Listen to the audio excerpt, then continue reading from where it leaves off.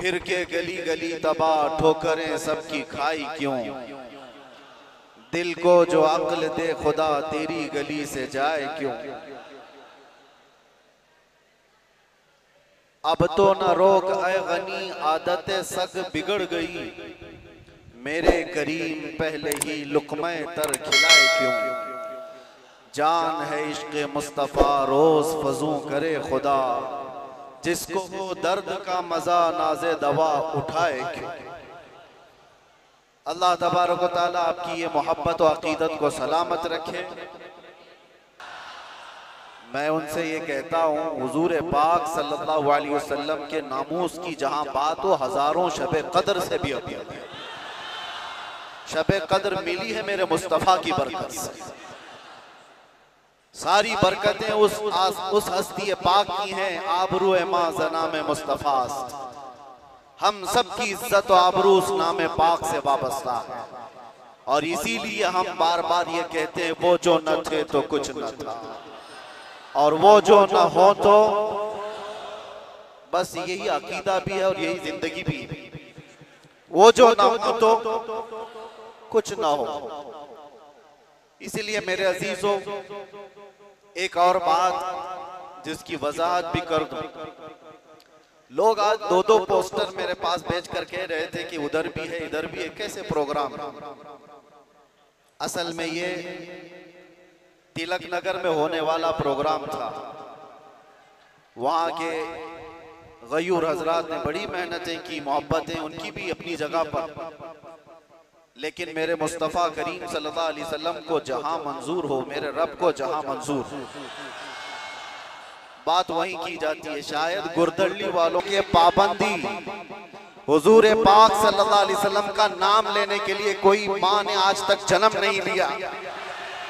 किसी माँ ने आज तक ऐसा बेटा जन्म नहीं दिया जो हुजूर पाक सल्लल्लाहु ताला अलैहि वसल्लम के नाम पाक को इस रूए जमीन से खत्म करके दिखा सके। हमारा जुर्म क्या है, हमारा कसूर क्या है, हम बोलते क्या है। हम बात सिर्फ मेरे मुस्तफ़ा करीम सल्लल्लाहु अलैहि वसल्लम की करते हैं।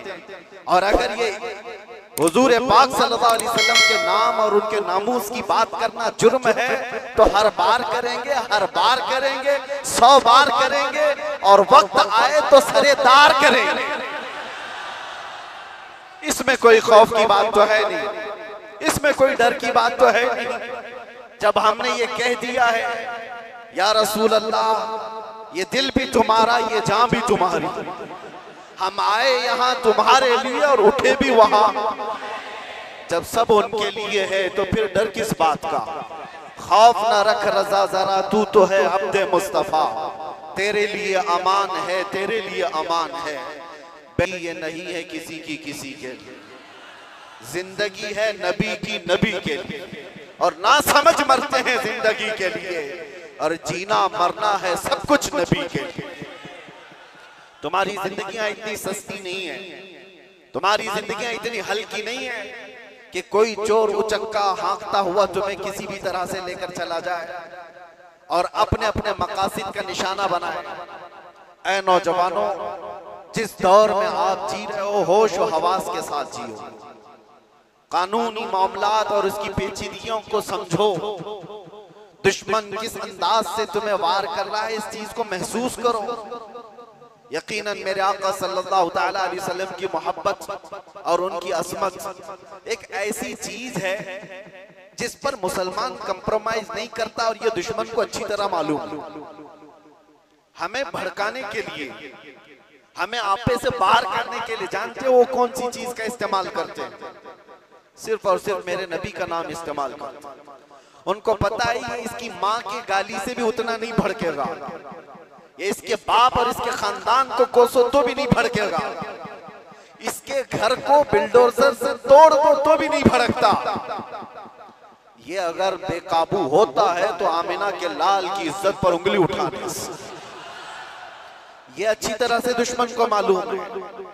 इसीलिए बार बार इस तार को छेड़ा जाता है। उन्हें छेड़ने दो, वो अपनी हैसियत के मुताबिक छेड़ करके समझ रहे हैं। लेकिन हकीकत में मेरे अजीजों मैंने महसूस किया इस कौम को अल्लाह हमेशा सलामत रखे। मैं कभी कभार रातों में बैठे फिक्र भी करता कि इन नौजवानों से मुस्तकबिल क्या होने वाला है, जो रात भर नशे के अड्डे में गुजारते हो, गाने सुन करके दिन भर बिस्तर पर सोए रहते हो। उम्मत मुस्लिमा का क्या होगा? हम पहले बहुत जज्बाती तकरीरें कर चुके, माशरे की इस्लाह के लिए हर बुराई पर हम उंगली रख चुके, बहुत फिक्र अंदाज, काफी फिक्र होती थी। लेकिन मैंने देखा ये वो नौजवान जो नशा में मेरे साथ जेल की कैद काटे हुए नौजवानों को भी जानता हूं, जो हर तरह का नशा करके आए हुए थे, एडिक्ट थे, और कोई 10 साल से, कोई 15 साल से, कोई 20 साल से, और सारी कड़ियां जोड़ करके मैं आकर के देखता हूं कौन है जो इन्हें नशा पर उभारता है, कौन इनकी गलियों में नशा बेचता है, कौन सप्लायर है, कौन उभारता है, कौन पहुंचाता है।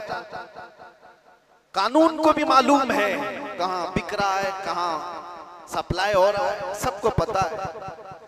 और खासकर तुम्हारे मोहल्ले क्यों टारगेट है? कभी सोचा आपने? ये सिर्फ बेंगलुरु की बात नहीं, जाओ मुंबई जाओ, कलकत्ता जाओ, दिल्ली जाओ, किसी भी, हैदराबाद, हर इलाके में मुसलमान क्राउडेड जो इलाके हैं, हमारी ज्यादा आबादी जहां पर, उन इलाकों को इन तमाम बुराइयों से घेर लिया गया है, नशा से। क्यों तुम टारगेट हो? वजह यही है मेरे अजीज, इसलिए कि दुनिया को खौफ दूसरी कौमों से नहीं, मोहम्मद अरबी के गुलामों से इतना डर है कि इसी दिन ये खड़ा हो गया तो दूसरों की नींद हराम कर दिया।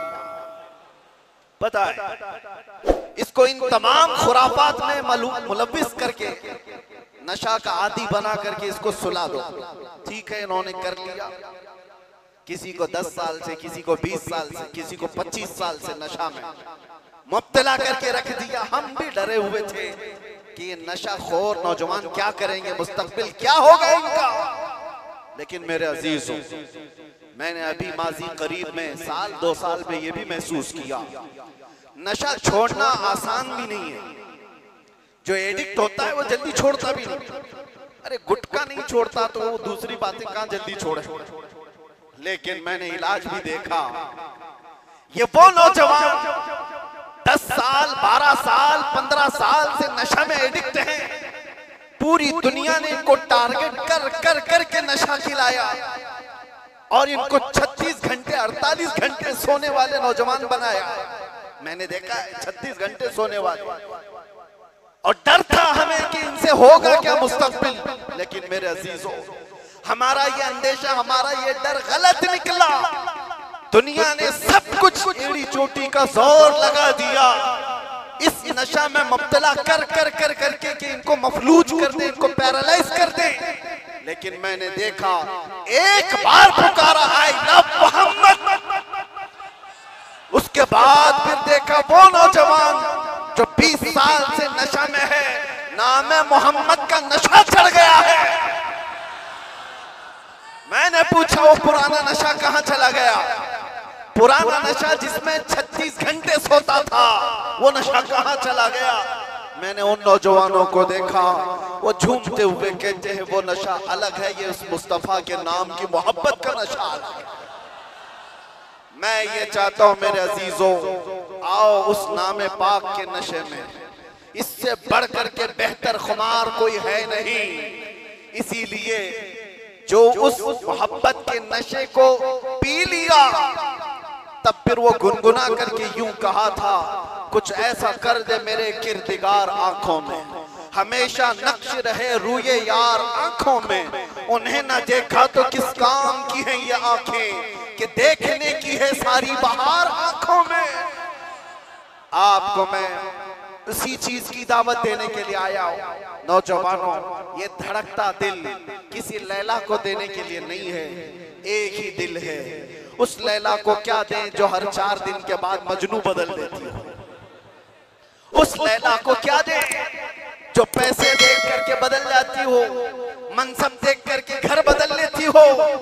हम उस दरबार में अपने आप को डाल दें जहां के मुतालिक ये कहा जब तक बिके न थे तो कोई पूछता न था।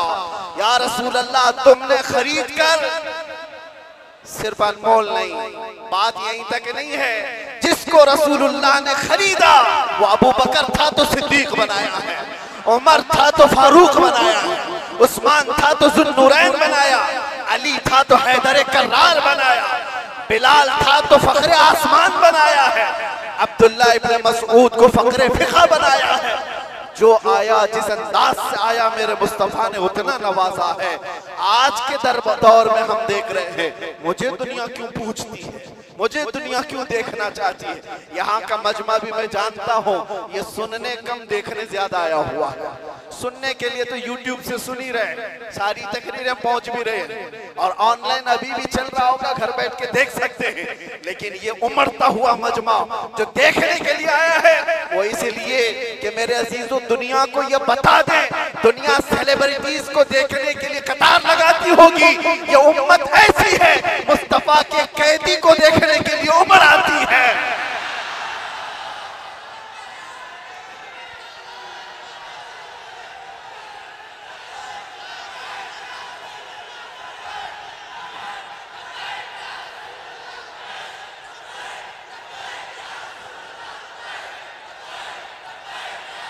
वरना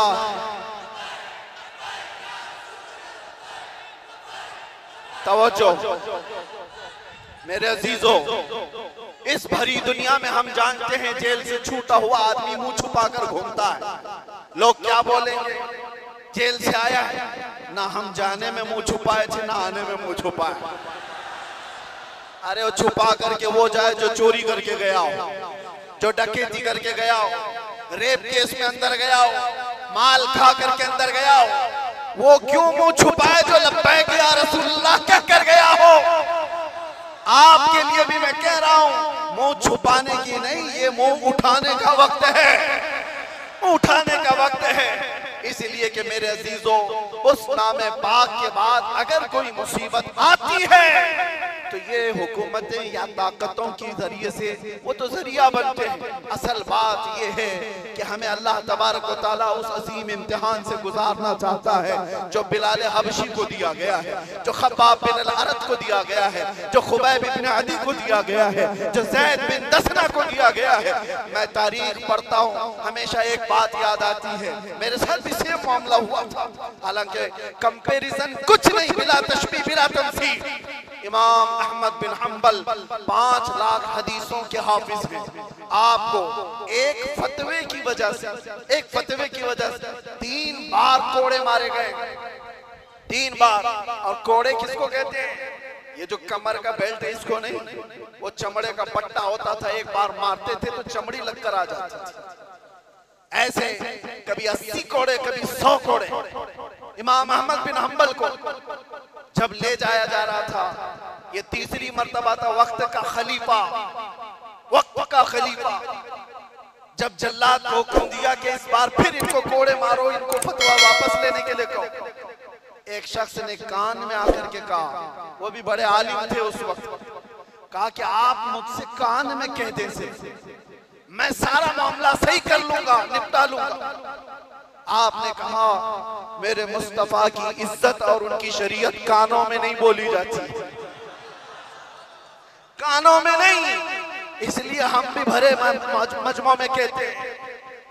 आप जा रहे थे तो एक मशहूर चोर था बगदाद, उसने पुकार करके क्या कहा, अहमद बिन हम्बल सुनो, मैं चोरी में 1500 कोड़े खा चुका हूं, चोरी कर कर करके बार बार पकड़ा जाता हूं, कोड़े खाता हूं, लेकिन फिर भी मैंने चोरी नहीं छोड़ी, चोरी अभी तक मुझसे छूटी नहीं है। ऐ अहमद बिन हम्बल, मैं चोरी छोड़ भी दिया अगर, तो ज्यादा से ज्यादा मेरे बच्चों के पेट पे फर्क आ सकता है। आप ये कोड़ों के डर से हक बात बोलना न छोड़ें, इसलिए कि अगर आप समझौता कर लिए तो पूरी उम्मत बर्बाद हो जाए। इमाम अहमद बिन हम्बल कहते हैं, अच्छों से बढ़ करके उस चोर ने दर्स दिया था, उस चोर ने सबक सिखा दिया था कि लोग सजाओं के डर से जब चोरी नहीं छोड़ते तो हम सजाओं के डर से मेरे मुस्तफा का नाम लेना क्यों छोड़ दो, हुजूर की इज्जत पर बात करना क्यों छोड़ दो। और अब तो हमें पता है हमारी जिंदगी बची क्या है, हमारी जिंदगी की असर हो गई। जिसकी उम्र 40 साल के करीब होती है वो कहा जाता है असर का वक्त हो गया उसकी जिंदगी। असर से मगरिब में कितना टाइम रहता है, सूरज डूबने को बहुत थोड़ा सा वक्त रहता है। हमारी जिंदगियों की असर हो गई, मगरिब में थोड़ा सा वक्त बाकी है। जो जीना था रब तबारक व तआला ने खुशियां अता की, बचपना भी खुशहाल, हमारी जवानी भी खुशहाल, हमने जो पढ़ना था पढ़ लिया, शादी बच्चे सब हो गए, तिजारत भी हो गई, माल भी घर भी, सारी चीजें अल्लाह ने जो जीने की दुनिया में सराय सब अता कर। अब इस वक्त जब असर से मगरिब का वक्त हो चुका हो, आदमी अगर अल्लाह के जिक्र से मुंह फेर ले और इधर सूरज डूब जाए तो फिर उसकी जिंदगी इससे ज्यादा नहुसत में नहीं आ सकती।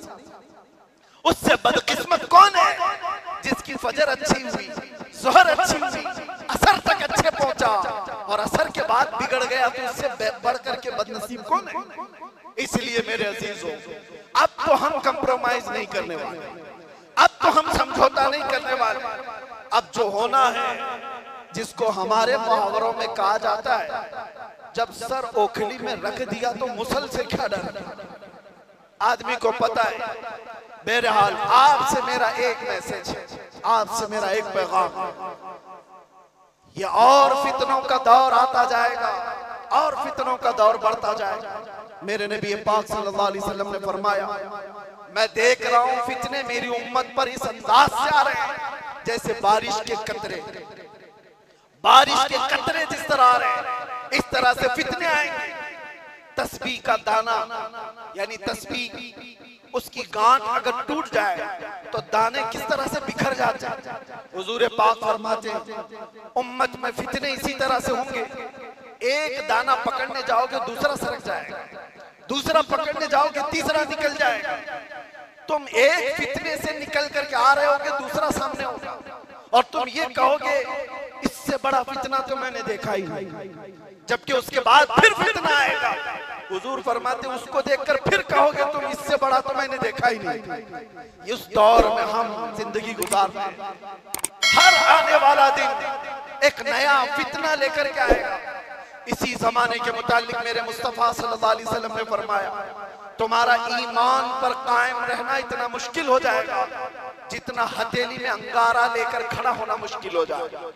आग का अंगारा लेकर आदमी हथेली में खड़ा हो सकता है, इतना ही मुश्किल हो जाएगा। मैं देख रहा हूं उस दौर को, लोग हवाओं में ईमान बेच देते। आज जिसकी हवा देखा उसकी बोली बोलना शुरू कर दिया। इधर आंधी चल रही है उसके पीछे भाग गए। इसीलिए हुजूर पाक सल्लल्लाहु अलैहि वसल्लम ने यह भी फरमाया था कि ताकत की बोलबाला ऐसा होगा कि लोग उसी को सब कुछ समझ रहे होंगे। आज वही है ताकत, हुकूमत, सत्ता जिसके पास है, लोग ये समझते हैं उनके साथ ही रहने में भलाई है, उनके साथ ही रहने में भलाई है कि कुछ उनका छूटा हुआ झूठा खाने को मिल जाएगा। मेरे अजीजों, ये ईमान की अलामत नहीं। हुजूर ने ये भी फरमाया, दज्जाल जिस वक्त जमाने में आएगा, दज्जाल उस वक्त का हाल ये होगा, हजारों की तादाद में लोग ईमान छोड़कर उसकी फौज में शामिल हो जाएंगे। और हुजूर ने फरमाया, दुनिया शुरू होने से लेकर कयामत तक उससे बड़ा कोई फितना नहीं। वो दौर भी आने वाला है। उस दौर की अलामत में क्या बताया मेरे आका ने? इरशाद फरमाया, सच को झूठ बना दिया गया होगा और झूठ को सच बना करके पेश किया जा रहा होगा। क्या आज ये पूरा निजाम कायम नहीं है? ये सारा मीडिया ये दज्जाली निजाम पर चल रहा है। ये सब दज्जाल के चेले जितने भी बैठ करके भोगते, जो सच्ची बात होगी उसको ऐसा तोड़ मरोड़ करके बयान करो कि वो झूठी लगने लगे, और झूठ को इतना सजाओ, इतना बोलो कि सच लगने लग जाए। आज उस दौर में तुम जी रहे हो। कितने बड़े बड़े चैलेंजेस हैं तुम्हारे पास, कितने बड़े बड़े चैलेंजेस है, ईमान पर कायम रहना मुश्किल हो जाएगा। इन हालात में अब आला हजरत क्या फरमाते, इरशाद फरमाते, जब ऐसे हालात होंगे उसको कहा गया है सूना बन है, सोना सहर है, सोना पास है, सोना बन है, सोना सहर है, उठ प्यारे। 3 बार फरमाया आला, सोना पास है तेरे, सोना क्या है, गोल्ड तेरे पास है, सोना बन है, बन कहते हैं जंगल को, सोना जंगल सुना होगा नाम, वीरान है, बिल्कुल आवाज ही नहीं है, सोना जंगल है, सोना पास है, सोना बन है, और ऐसे वक्त में सोना जहर है। समझ में आई बात? 3 बार सोने का लफ्ज इस्तेमाल किया और तीनों में अलग अलग माने। सोना पास है, सोना बन है, और सोना जहर है, उठ प्यारे। तू कहता है मीठी नींद है तेरी मथी निराली है, शहद दिखाए जहर पिलाए, कातिल डाइन शोहर खुश, इस मुर्दार पे क्या ललचाए, दुनिया देखी भाली। आज उसी दौर में हम जी रहे हैं, शहद दिखाए जहर पिलाए। तुम्हें जितना सजा सवार करके दिखाया जाता है, ये असल दुनिया नहीं है नौजवान। मैंने ये सारी तमहीद इसलिए बांधी कि तुमको हाँक रही है दुनिया किस तरफ। तुम टेलीविजन पर थिरकने वाली तस्वीरों को देखकर फिदाई बन गए। तुम सोचने लग गए कि ये बड़ा स्टार आदमी है, ये हीरो है, एक्टर है, ये कोई एक्ट्रेस है, इसके पहने हुए कपड़े, इसका बनाया हुआ हेयर स्टाइल, इसके चलने के अंदाज, इसके खाने के अंदाज, इसने अगर किसी चीज की एडवर्टाइज की तो उसको लेकर पड़े जाना। ये दुनिया की दिखाई हुई पर्दे सीनी पर जिसके पीछे तुम पागल हुए जा रहे हो, ये वही दुनिया है जो शहद दिखा रही है और जहर पिला रही है। असल में मामला ये है मेरे अजीजों, तुम्हें इस वक्त जगाना हमारी बहुत बड़ी जिम्मेदारी है, बहुत बड़ी जिम्मेदारी है। तुम इस जादू को समझो, इस जादू को समझो जो दुनिया तुम्हें खींच रही है, क्या बनाना चाहती है। मैं साफ लफ्जों में अगर कहूं तो तुम्हें क्या बनाना चाहती है। एक नौजवान को देखा, कानों में बालियां, हाथ में चूड़ी और बालों में चोटी भी। हमने देखा अच्छा खासा नौजवान बन क्या गया, ना मर्द दिखता है ना औरत दिखता है। दुनिया तुझे तीसरी मखलूक बनाना चाहती है और तू शौक से इसके पीछे भाग रहा है। कभी सोचा भी नहीं औरतों को क्या बनाना चाहती है, पूरे जिस्म का लिबास हटा दे, बस कपड़ों के टुकड़े ऊपर और नीचे लगा दे, और इसको ये कहते हैं कि दुनिया का सबसे बेहतरीन फैशन है। अगर नंगा रहना फैशन है तो भैंस ज्यादा फैशनेबल है, हो तो कुछ भी नहीं पहनती। जानवर सबसे ज्यादा फैशनेबल है, नंगे रहने को फैशन कहा जाता है। सोचो मेरे अजीजों, मैं ये बातें क्यों कह रहा हूं, वो निजाम भी मैं देख करके आया जहां भाई बहन की शादी को आज जायज करार दिया गया। हुकूमतों से लोग लड़ रहे हैं कानूनी हक लेने के लिए। इटली में, नेदरलैंड में लोग ये कानून पारित करवाना चाहते हैं कि भाई बहन से शादी करने की इजाजत दी जाए। अब तो दुनिया की कितनी ऐसी हुकूमतें हैं जो होमोसेक्सुअलिटी को पूरी तरह से अलाउ करके रखी हुई है। मर्द मर्द से शादी कर सकता है, औरत औरत से निकाह कर शादी कर सकती है, माँ बेटे के साथ चाहे तो रह सकती है, बाप बेटी के साथ चाहे तो रह सकता है। इसको फ्रीडम कहा जाता है। मेरे अजीजों, जानवरों से भी ज्यादा सलील तुम्हें बनाना चाहती है ये दुनिया। इसलिए मैं कह रहा हूं, उठो वो घर न हश्र न होगा फिर कभी, दौड़ो के जमाना चाल अपनी चल गया। तुम्हारे पास अब एक ही इलाज है, एक ही इलाज है, एक ही इलाज है। तुम कहां कहां से बच पाओगे इनके वार से। तुम्हारे घरों में जो टेलीविजन है, सोचते थे पहले कि टीवी चालू करेंगे तो नंगे नाच होंगे, अब वो जमाना भी गया। इस दुनिया ने तुम्हारे हाथों में पहुंचाया, तुम्हारे हाथों में नहीं बल्कि तुम्हारी उंगलियों के एक टच में जितनी गंदी फाहिशा चीजें देखना हो सब देख सकते हो। तुम्हारी आंखों की हया खत्म, तुम्हारे दिल का सुरूर खत्म, तुम्हारे रूह का नूर खत्म, सब चीजें छीन ली गई और तुम कहां कहां बच पाओगे, कहां कहां बच पाओगे, कैसे कैसे इन वारों से बच सकते हो। एक ही इलाज है, एक ही इलाज है जिसको इकबाल ने 10 साल अपनी मेहनत के बाद कहा था। वो इलाज ये है कि मोहम्मद से वफा तूने तो हम तेरे हैं, ये जहां चीज है क्या लोहो कलम तेरे।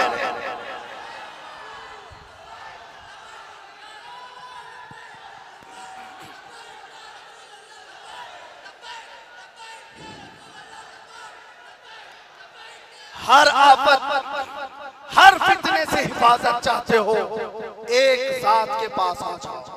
बुलहवसन सीमा दर की बंदगी अच्छी नहीं, उनके दर की भीख अच्छी, सरवरी अच्छी नहीं। उस जमाने के जो सहाबा मेरे अजीज